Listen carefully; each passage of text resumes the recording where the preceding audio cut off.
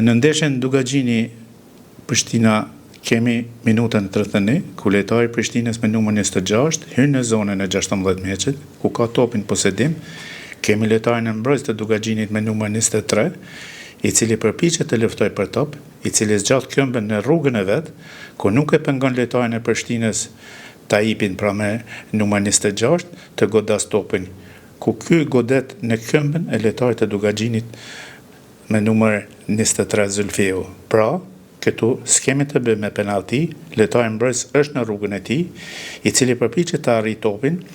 Pra, gjyqtari Mehmeti ka vepruar më të drejtë që ka liruar që loja të zhvillohet.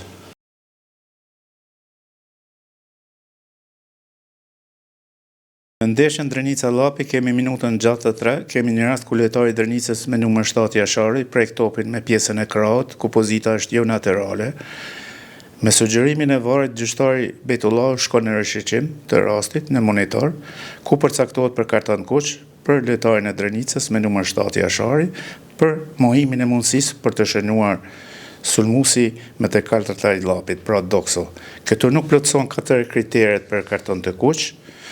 E kriteri parë që është plotësuar, ndërhyrja apo prekja topit me dorë është afër portës. Drejtimi ku është bërë ndërhyrja është në drejtim të portës. Plotëson këto 2 kritere, mirë po kriteri i tretë nuk plotësohet ku numri i mbrojtësve është afër, në një distancë 1 metër, mundësi ku është edhe mundësia reale që edhe mbrojtësi të lufton për top. Edhe kriteri 4 nuk plotësohet pronësia e topit apo mundësia për ta zotruar topin është që topi vjen nga lart dhe ka gjasa minimale të ketë zotrim të plot, ku edhe mbrojtësi i Drenicës është shumë afër që të sfidoj apo të luftoj për top. Në këtë rast kemi prandalje të aksionit premtues, ku vendimi korrekt do të ishte kartoni verdh.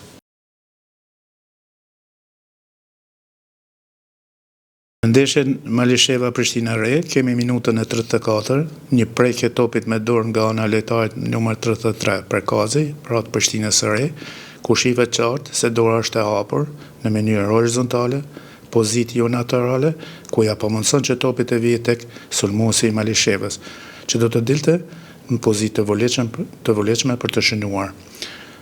Pra, këso pozitet e dorës hapur jo natyrale nuk mund të themi se është dorë mbështetëse. Pra, gjyqtari Kastrati me të drejtë sinjalizon penalti për ekipin e Malishevës.